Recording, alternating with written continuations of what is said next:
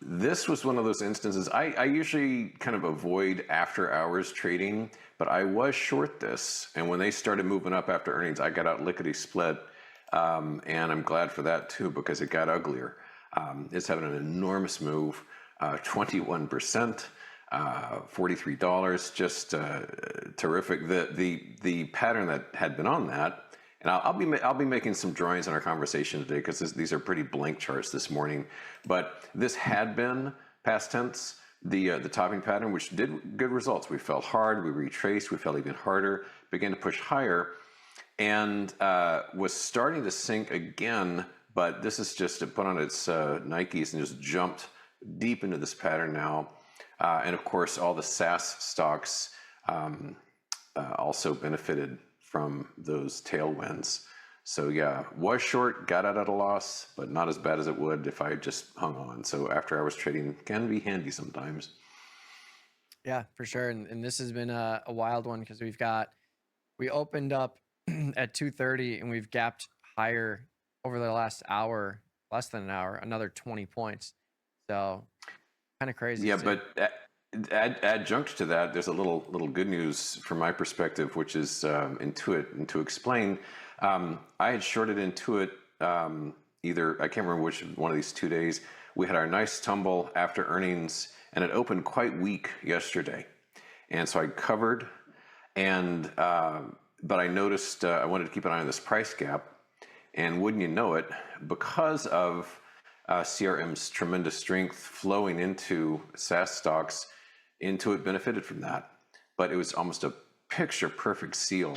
The price gap, like so, we got just a penny or two below it. And so I re-shorted it for a longer term trade, I hope. And so, you know, it wasn't all bad news because the boost CRM provided new opportunities out there. I can kind of say the same thing for Nvidia. I don't trade Nvidia, and with this big pop this morning, I'm not going to change that because I just consider just there's thousands of charts out there, and there's some really clean ones. This is not one of them. It's a mess. But what it has done is pushed some items higher so that I re-shorted those too. As I said yesterday, I was completely out of semiconductors to avoid the Nvidia risk. But the pop did make it plausible to get back in at less crazy prices. And some of them, oddly, are actually down on the day so far. So here we have AMD. So I re-shorted this. And once again, I'm just going to sloppily hammer out a pattern here.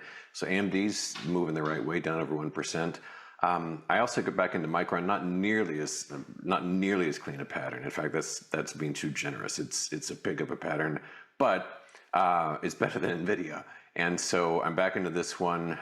This had been the pattern on this one. It's just wrecked. It's history at this point. I'm just kind of keeping it there as a memento. But I got back into this one. This also is down little more than 1%. And then super broadly speaking, as far as SMH goes, and once again, let me just put some lines down. So this would be the trend line resistance line. And, you know, just for the sake of being parallel, we could go like so. It's not a bad channel. And the hard resistance on this, the really hard resistance, which has not been challenged, has been this important price gap from last week. I think that was between Monday and Tuesday. So SMH is up largely because of NVIDIA's big price pop. But we've not violated any of the precepts of the notion that this is a descending channel, and that, you know, a month from now, it's more likely that we'll be lower than we are right now, and probably even a week from now. So not touching NVIDIA, but got back into a couple of issues. Yeah, I mean, that highlights everything. You know, it's a whole ecosystem around NVIDIA, and there's all these other different names that you can trade, and you don't necessarily have to trade that event risk, if you will. So yeah, I mean, we saw these names reverse, a lot of them, and now they're reversing again back up to the upside. But this morning, I mean, the Micron was up quite a bit. SanDisk was up like $50. A lot of the chip names were positive, and then they reversed negative. And now I feel like it looks like they're starting to try to reverse positive again. This This is quite. I'm sure this is already a pretty heavy volume day. Has to be. Yeah, it is. It is an epic battle out there. I mean, as I'm glancing around at my screens here, and it's sort of funny because I mean, my portfolios don't have personalities, but they sure act like it.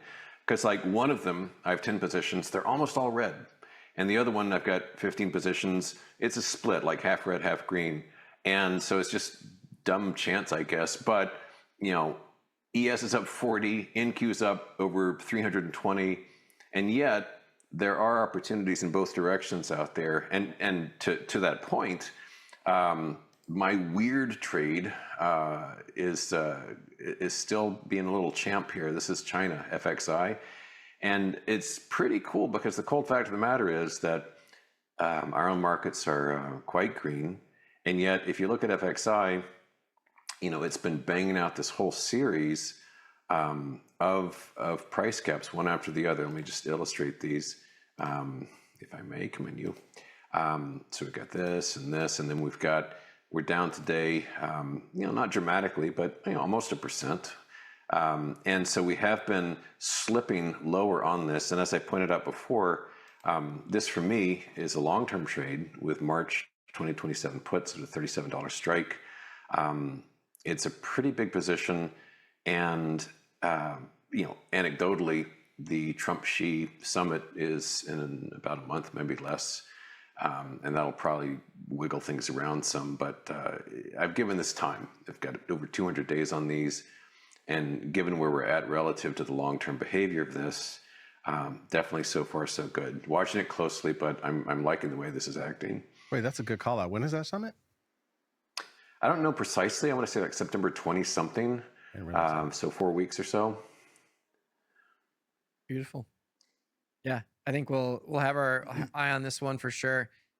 Big rally from the lows, but still teetering on that downside there amidst all the rest of these chip nades. 24th.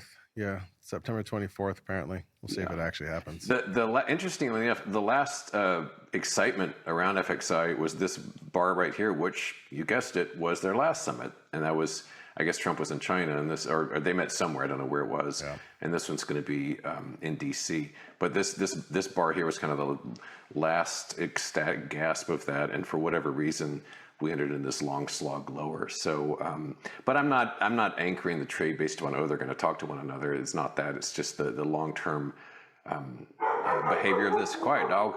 And the fact is that we are quite high relative to what we've seen over the past 20 years. And so I think there's every fair shot that will be, it doesn't have to go down much for this to be a profitable trade.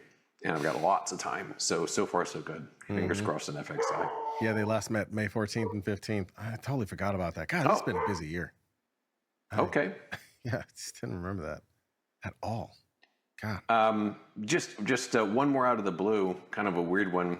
I'm short this also, Caterpillar, which is down, not hugely, but down about $7 this morning.